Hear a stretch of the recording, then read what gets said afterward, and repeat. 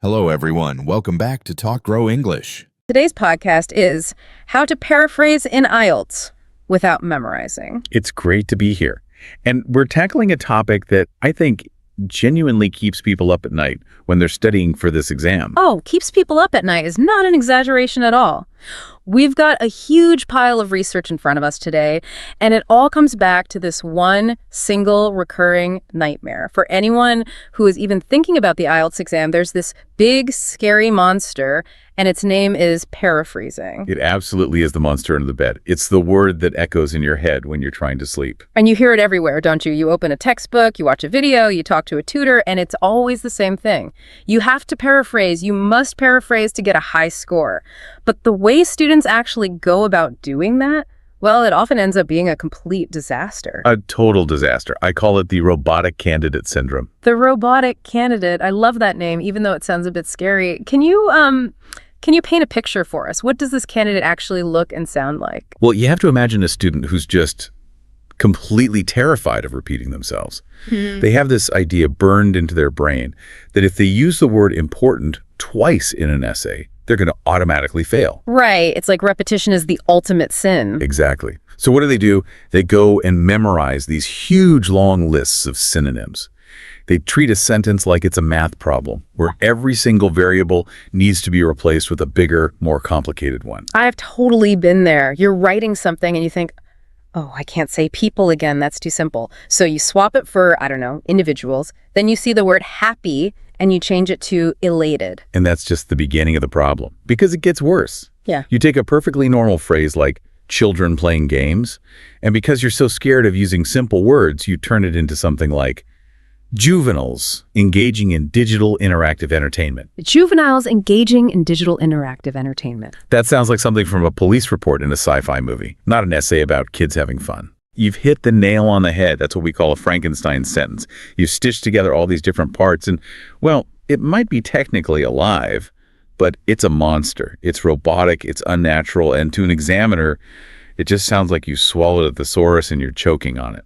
That's such a perfect image, but I really get the impulse behind it. You want to sound smart, you want the examiner to see your writing and think, wow, look at this person's vocabulary.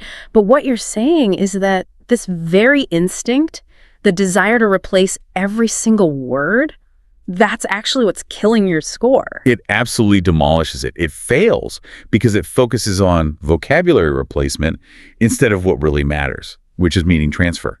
And that's the big distinction we need to make right here at the start of this deep dive. Okay, meaning transfer. That sounds a lot deeper than just learning synonyms. Let's break that down. It requires a complete change in how you think about it. The whole philosophy of high-level English, and this is for life, not just for IELTS, is that paraphrasing is about manipulation and flexibility. It is not about memorization. You can't possibly memorize enough words to cover every topic they could throw at you. So if I'm not supposed to be memorizing lists, what am I supposed to be doing? You're manipulating the language you already know. Think about it like this. Imagine you're trying to explain something complicated to a friend, maybe how a coffee machine works. You say, the hot water is forced through the ground coffee beans. And your friend just gives you this blank look. They didn't get it. Yeah. What do you do next? Well, I'm definitely not going to just say the exact same sentence again, but louder. That never works. Right. I'd probably change the whole explanation. I'd use an analogy or simplify it. I'd say something like, look, it's just like making tea, but the machine pushes the water through the coffee really fast. Bingo. That right there is perfect paraphrasing. That natural pivot you make when you just want someone to understand you. That's what the IELTS examiners are dying to see. They don't want to know if you know a $10 word for piston. They want to see if you understand an idea well enough to explain it in a completely different way. That actually takes a lot of the pressure off. It stops feeling like a vocabulary quiz and starts feeling more like a test of your communication skills. That's the heart of it. But we have to be clear about why this is so important, why we're spending all this time on it today. A lot of students think this is just about the writing section. They think, okay, I just need to paraphrase the essay question in my introduction so I don't get penalized. Right. Don't copy the question. That's rule number 1 in every textbook. And it is a good rule. Yeah. But this skill goes so much deeper. Paraphrasing is like, it's the hidden operating system of the entire exam. It's the code that the whole test is written in. Okay, break that down. How does it apply to something like the listening section? I thought that was just about, hearing the words and writing them down. If only it were that simple. In listening and in reading, you're dealing with what I call passive paraphrasing. You aren't producing the paraphrase yourself, but you have to be able to recognize it. The questions almost never use the exact same words as the audio or the text. If they did, it wouldn't be a language test. It would just be a game of word search. That's a really good point. You're trying to match the meaning, not the specific keywords. Spot on. So if the text says the society collapsed due to a prolonged drought, the question might ask about the reason for the downfall of the ancient civilization. If you're just scanning the text for the word DOWNFAL, you're going to miss it completely. You have to make that connection in your head instantly. That collapsed means downfall. And then for the writing and speaking parts, that's when we switch to active paraphrasing. Correct. That's where you're the one who has to create it to avoid repeating yourself. If you're describing a graph and you write, the graph shows this, then the graph shows that. And the graph also shows that. You're basically shouting at the examiner, I have a very small toolbox, I'm stuck. Okay, so we've established it's critical, and we know that memorizing lists is the trap that creates these robotic candidates. So let's get into the actual mechanics. The material we have outlines 5 core techniques, and what I like about them is they feel like tools, things you can actually use rather than just abstract rules. They are absolutely tools. Once you learn how to use these 5 levers, you can apply them to any topic, any sentence. You become a mechanic of the language, not just a driver. Let's start with the first one. Technique number 1. Structural transformation. This sounds a little bit like we're heading back to grammar class. It is grammar. There's no hiding from that. But I like to think of it as weaponized grammar. Structural transformation is all about changing the physical shape of the sentence while keeping the meaning exactly the same. And it's so often overlooked because students are just obsessed with finding a new word. But this is actually the safest and most effective way to paraphrase. Why do you say it's safer? Because you're not gambling on a word's meaning. You're not running the risk of using a synonym that has the wrong connotation or the wrong flavor. You're moving the furniture around in the room. Yeah. Let's take a look at an example from our notes here. Okay. The original sentence is, the government introduced new policies to reduce carbon emissions. Pretty standard. You'd see something like that in writing task 2. Right. Now, the robotic student immediately starts panicking, trying to find a synonym for government. Maybe the administration, the state, it gets messy. Then they try to find a synonym for policies, regulations, directives. It's a minefield. But with structural transformation, we just flip it. We say, new policies aimed at reducing carbon emissions were introduced by the government. Ah, I see what you did there. You went from the active voice, the government introduced, to the passive voice, policies were introduced. That's the main move. And notice, we kept the word government. We kept carbon emissions. We didn't need to find some fancy, obscure synonym for those key terms. We just showed our control of the language by changing the whole structure of the sentence. You also changed to reduce into aimed at reducing. That's a nice touch. Could I? That's a more subtle shift, going from an infinitive to a participle phrase. But it sounds incredibly academic, doesn't it? It really does. It sounds like something from a university textbook or a formal report.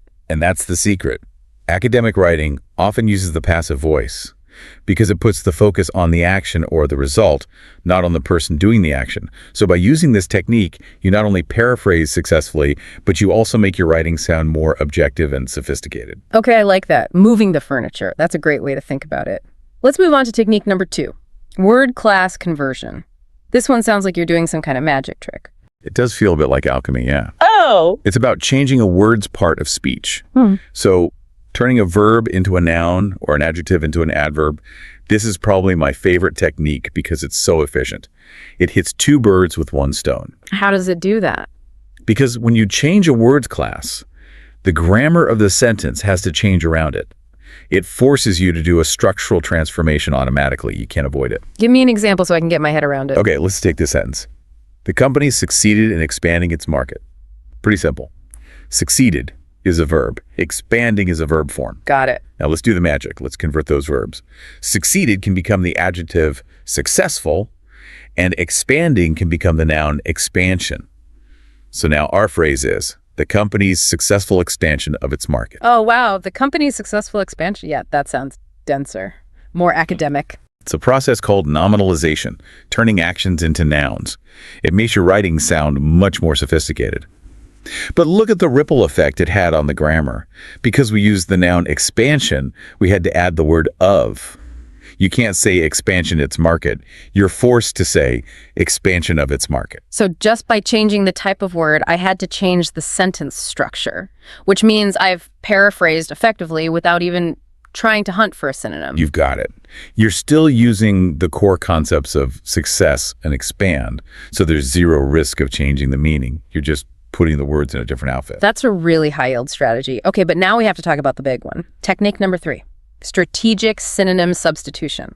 This is what everyone thinks paraphrasing is. It is, but I want to put a huge emphasis on that first word, strategic. Why is that word so important? Why not just synonym substitution? Because of that Frankenstein problem we were talking about, you have to be strategic. There are two main types of words, function words and content words. Function words are the grammatical glue words like the, at, in, because. You almost never need to paraphrase the... Please don't try to find a synonym for the word the. You'd be surprised what people try. But the real danger is with technical terms. If the essay is about global warming, you don't need to change it to the planet's thermal increase. Right. Just call it global warming. That's what it's called. You should only be looking to swap the content words, the verbs, the adjectives, the abstract nouns, and only when you are 100% sure of the meaning. We've got a great example here about climate change. The original is, climate change poses a significant threat to global food security. Okay, a classic IELTS topic. Now the robotic candidate sees food security and immediately panics. I need a synonym. Meal safety. Sustenance protection. Sustenance protection. That sounds like a Tupperware brand. Exactly. It's ridiculous. Food security is a fixed technical term. You leave it alone. Same with climate change. So instead, we target the descriptive words. Okay. Poses could become presence. Significant could become considerable or major. Threat could become danger or risk. So a good paraphrase would be something like, climate change presents a considerable danger to global food security. Perfect. We kept the core technical concepts that anchor the sentence, but we rotated the descriptive language around them. It's strategic. This brings up a really crucial warning that's in our notes here about the connotation or the flavor of a word. Yes, the flavor. This is where the thesaurus abuser gets into so much trouble. Synonyms are almost never perfect copies of each other. They have slightly different feelings, different contexts. The classic example is all the different words for thin. Right. You have slim, slender, thin, skinny, gaunt. In a basic thesaurus, they're all just listed together. But if you tell someone, you look very slender today, that's a lovely compliment. It implies elegance, grace. If you say, you look skinny, that's borderline criticism and suggests they might be unhealthy. And if you say, you look gaunt, you're basically saying they look like they're dying. Imagine writing an essay and talking about gaunt supermodels versus slender supermodels. Those are two completely different arguments. Totally different. One is about a potential health crisis. The other is about high fashion. The context is everything. So the rule is, if you are not 100% sure of the flavor of a word, do not use it. It is always better to repeat a word you know is correct than to use a fancy synonym that's accidentally wrong or offensive. That is some of the best advice I think we can give. Okay, let's move on. Technique number 4, abstraction and specification. This one feels a little bit more like a logical puzzle. I like to call this the ladder of abstraction. Imagine a ladder. At the very bottom, you have super specific concrete things. At the very top, you have broad abstract categories. Paraphrasing is often just a case of moving up or down that ladder. Let's use the example from the notes, the one about cars. The original sentence is, cars produce harmful emissions. Okay, so the word cars is somewhere in the middle of our ladder. If we want to move down the ladder and be more specific, we could say, automobiles emit pollutants like carbon dioxide. So you swapped cars for automobiles, and you actually named the specific emissions. You zoomed in. Exactly. We got more detailed. But we can also go up the ladder and be more general or abstract. Cars becomes the broader category of vehicles, and harmful emissions becomes the broader category of air pollution. So it becomes vehicles contribute to air pollution. You got it. And this is a lifesaver for avoiding repetition in your essays. If you've already used the word cars a couple of times, you can switch to vehicles or private transport to show variety. It's also really useful for structuring a paragraph, isn't it? You can start with the general statement and then give a specific example, which is basically moving down the ladder yourself. That's a very advanced way to think about it, and it's absolutely right. You're paraphrasing your own topic sentence to support it with evidence. Love that. Okay, final technique. Technique number 5, explanation and definition. This one is described in our notes as the emergency button. It's the ultimate safety net. It's for that moment when your mind just goes completely blank. You see a word, you know what it means, but you just cannot think of a synonym. You can't think of how to change the grammar. What do? Panic. Don't panic. Just define it. Explain what the word means using other words. For example, the experiment yielded unexpected results. Let's say you're stuck on the word unexpected. Okay, my mind is blank. So just unpack it. What does unexpected actually mean? It means the results were not what they thought was going to happen. Right. They were different from the prediction. So you just write that. The outcomes of the study differed from what the researchers had anticipated. You just wrote out the definition. And that counts as a paraphrase. It absolutely counts. It shows a deep understanding of the concept. And this is so useful in the speaking test. If you get stuck on a word, just describe what you mean. It keeps the conversation flowing. It's like when you can't remember the word for something, even in your own language, you say, can you pass me the thing you use to flip pancakes? The spatula, yes. That's a form of paraphrasing called circumlocution. And it's a totally natural communication strategy.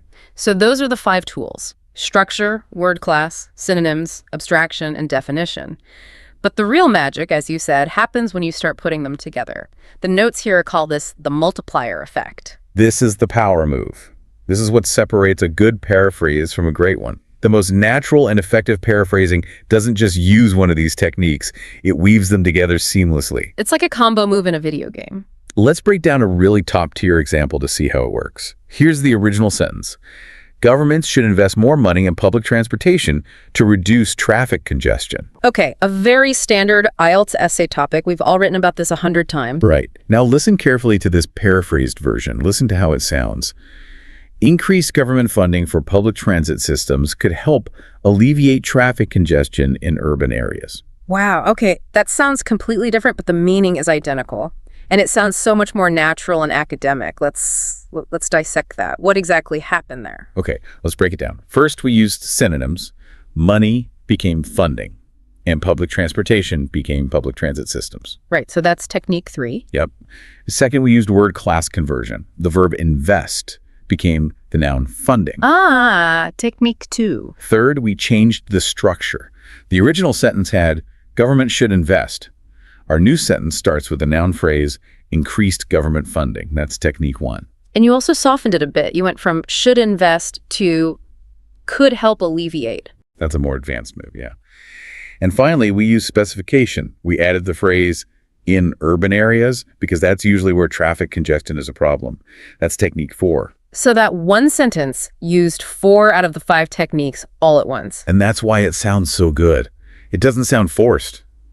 If you only change one thing, like government should invest more cash. Yeah. Sounds clunky.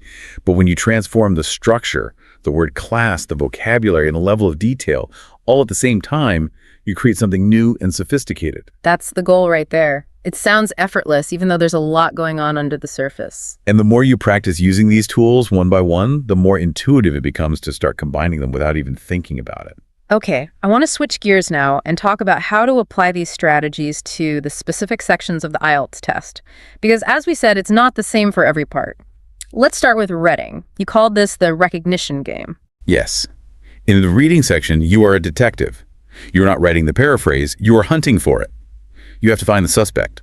The text is the crime scene, and the question is the description of the suspect you're looking for. And the biggest mistake students make here is just scanning for keywords, right? It's a fatal error. The question asks, what was the main cause of the civilization's decline? And the student just scans the entire passage for the word decline over and over. And they never find it. Of course not, because the text says something like, the society ultimately collapsed, or the population dwindled rapidly.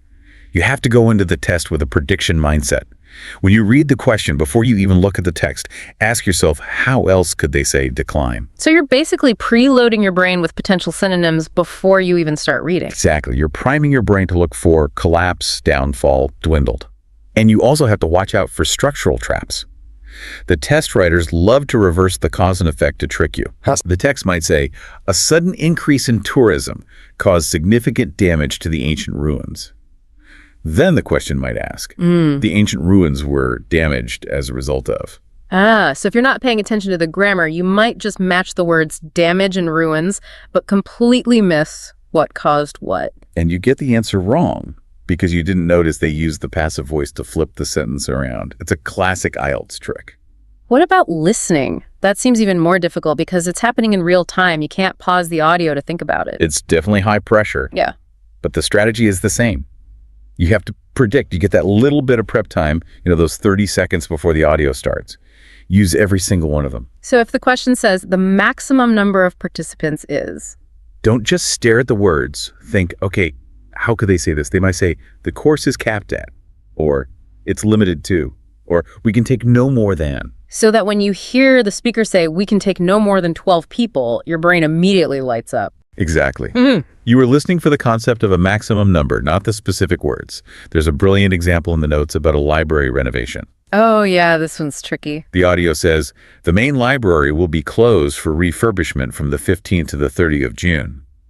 But the question on the paper says, the library will be unavailable for approximately weeks. Oof.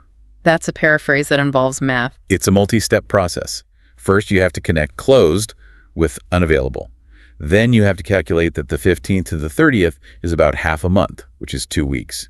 You have to do the synonym swap and the calculation in a split second. Which is why that prediction time is so critical. If you're expecting to hear a length of time, you'll be listening for dates you can convert. You got it. You aren't listening for the words 2 weeks. You're listening for the data that means 2 weeks. Okay, now for the big one, writing, active production. Let's talk about task 1 first, with the charts and graphs, the introduction. The absolute golden rule of task 1 is never, ever copy the prompt. If the prompt says the chart below shows the percentage of households with internet access, and your first sentence is the chart below shows the percentage of households with internet access. You've just wasted your opening sentence. The examiner looks at that and thinks, okay, 0 points for vocabulary so far. It's a huge missed opportunity to make a good first impression. Shows can become illustrates or depicts. Percentage can become proportion. Households can become families. So the provided chart illustrates the proportion of families with access to the internet. Perfect.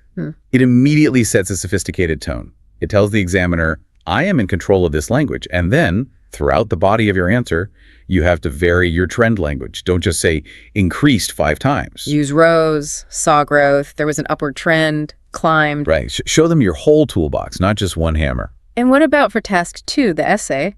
You often have to talk about the main topic several times. You can't just keep saying the government over and over again. That's where I teach students to use the mental bucket technique. Before you even start writing, just take a second and create a mental list, or even scribble it on your planning paper for the key nouns in the prompt. So if the topic is about government spending, your bucket for government might include the state, authorities, policymakers, the administration. Now, as you write your essay, you just pull a different word from the bucket each time you need it. It keeps the writing from feeling flat and robotic. And it makes you faster, because you're not pausing every 2 sentences trying to think of a new word. You've already done the work up front. Finally, let's talk speaking. I really like the advice in our notes here, because it actually frames self-correction as a positive thing. I think most students feel like if they have to correct themselves, they've made a mistake. It's the complete opposite. Native speakers correct themselves constantly. It's a sign of fluency. It shows that you're actively monitoring your own language output, which is a very high-level skill. So if you say something like, I think social media is very bad for people, or rather, I think the way we use it can be problematic. That, or rather, is actually a good thing. It's a fantastic thing. It shows nuance. It shows you're refining your thoughts in real time, just like in a real conversation. What's another good strategy for speaking? Clarify and expand. If the examiner asks, do you enjoy reading? Don't just say, yes, I enjoy reading. That's a dead end. Paraphrase the concept of enjoying reading by explaining why you enjoy it. So you could say, oh, absolutely. For me, it's the best way to relax. I love getting lost in a good story and just forgetting about everything else for a while. Exactly. You've answered the question fully and shown a much wider range of vocabulary and grammar, all by explaining the feeling behind your answer. You're paraphrasing the idea of liking something. We've covered a lot of what to do, but I think it's just as important to cover what not to do. Let's talk about the common pitfalls. We've mentioned the robotic candidate, but let's look at the problem of over-paraphrasing. This is when you try so hard that your writing becomes completely ridiculous. The test I always tell my students to use is the native speaker test. Before you write down a fancy phrase, ask yourself, would a normal person actually say this in a conversation? So if the original is, many people like playing video games, you shouldn't change it to, a plethora of individuals derive gratification from engaging with digital interactive entertainment. Please, no. If the answer to the native speaker test is no, they would sound like a poorly written robot, then just don't write it. Clarity is always more important than complexity. Okay, pitfall number 2, false synonyms. We talked about the flavor of words like slim versus skinny, but there are grammatical traps here too, aren't there? Oh, absolutely. A classic one is advice versus suggestion. They seem similar, but advice is an uncountable noun, and suggestion is countable. So you can have a suggestion, but you can't have an advice. You have to say a piece of advice. Exactly. And if you just swap them without changing the grammar around them, your sentence will be incorrect. Another big one is the meaning mismatch, like with supervision versus surveillance. That's a great example. Saying young children require constant supervision means you're watching them to keep them safe. It's good parenting. Saying young children require constant surveillance sounds like you're a spy agency monitoring them with hidden cameras. Right, very different connotations. One is about care, the other is about suspicion. And you do not want to accidentally mix those up in your essay. Okay, pitfall 3. Unnecessary technical paraphrasing. We touched on this with photosynthesis. The rule is simple. Don't do it. If a scientific or technical term exists, use that term. You don't get extra points for inventing a long, clumsy description of it. In fact, you'll probably lose points for being unclear. And the last big pitfall, losing precision. This happens when you move up the ladder of abstraction and you go too far. The original text might say, the study involved 500 participants between the ages of 18 and 25. A bad paraphrase would be, many young people took part in the study. You've lost all the specific data. Many could be anything. Young is too vague. Right. A good paraphrase preserves that precision. You could say 500 individuals in the 18 to 25 age bracket participated in the research. You've changed the words and the structure, but you've kept the essential data intact. That's a really key distinction. Okay, we're heading into the final stretch. I want to briefly touch on the advanced techniques. This is for the people out there who are really pushing for those top scores, a band 8 or 9. What does it mean to go beyond the sentence? This is where you start paraphrasing the logic of the argument, not just the words. It's about things like discourse markers.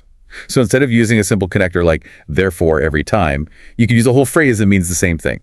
Like given the severity of this problem, or this finding logically leads to the conclusion that you're paraphrasing the cause and effect relationship itself. And what about hedging? I hear that term a lot in academic writing. Hedging is all about softening your claims and avoiding absolute statements. It's the language of caution, and it makes you sound much more academic. So instead of writing, social media causes depression, which is a very strong and probably unprovable claim, You would hedge it. you'd write, social media may contribute to symptoms of depression. Or, some studies suggest a link between social media use and depression. It shows that you understand that the world is complex and you're not oversimplifying things. It protects you from being factually wrong. And in academic terms, that caution is a sign of sophistication. Okay, so we have all the theory, all the techniques, but none of this matters without practice. We need an action plan. How can our listeners practice this skill without just falling back into the trap of memorizing lists? I've got 4 exercises that are designed to completely retrain your brain. First one is exercise 1, the daily challenge. Every day, just take one sentence. It can be from a news headline, a book, anything. Write it down, and then force yourself to rewrite it in 5 different ways, using the 5 different techniques we've discussed. Just one sentence a day. That's it. It takes 5 minutes, but it's like going to the gym for your brain. It builds that muscle of flexibility. I love that. Okay, what's next? Exercise 2, reverse engineering. Get your IELTS practice tests out. Go to the reading section. Find a question and its answer in the text. Write the sentence from the text and the sentence from the question side by side. See how the examiner paraphrased it? You're basically reverse engineering the test itself. So you start to see the patterns they use. You learn to think like the test maker. Brilliant. What's number 3? Exercise 3. Rewrite. This is my favorite. Write a paragraph, maybe the introduction to an essay. Then put it away for 24 hours. Don't look at it. The next day, try to rewrite that same paragraph from memory. Without looking at the original. Without looking. Then, compare the two versions. You will see that you have naturally paraphrased yourself because your brain remembers the ideas, not the exact sequence of words. It proves that you can rely on meaning transfer. That's a fantastic exercise. And the last one. Exercise 4. Synonym networks, not lists. Throw away your vocabulary lists. Instead, make mind maps. Put a core word like important in the center. Then draw branches off it. One branch for crucial, and next to it, write a little note. Used for emergencies, very urgent. Another branch for significant with a note. Used for data, statistics. So you're learning the word and its context, its flavor at the same time. Exactly. You're not just collecting dead words on a list. You're building a living network of meaning in your brain. This has been an incredibly thorough deep dive. I feel like we've taken this really big, scary topic and broken it down into something that's, well, manageable, maybe even a little bit fun. It should be fun. Language is a creative tool. Paraphrasing is just about finding new ways to build things with the same set of blocks. And the big takeaway here is that this isn't just an IELTS skill, is it? Not at all. This is a fundamental life skill. When you're at university and you need to summarize a professor's lecture, when you're in a business meeting and you need to explain a complex idea to a client, even when you're just trying to clear up a misunderstanding with a friend. You're paraphrasing. You're taking an idea and reshaping it so that another person can understand you. It's about connection. At its heart, it's about owning the language. When you can paraphrase well, you're no longer just a user of English, you're a creator. A creator. I love that. That's a really powerful way to end. So for everyone listening, start small, try that daily challenge, take the description of this deep dive and try to paraphrase it. Excellent idea. Thank you so much for breaking all of this down for us. This has been hugely enlightening. It's been my pleasure. And to all of our listeners, if you found this deep dive helpful and you want more insights like this, please make sure to like, share, and subscribe to this YouTube channel. It genuinely helps us to keep making this content for you. Until next time, keep practicing and keep paraphrasing.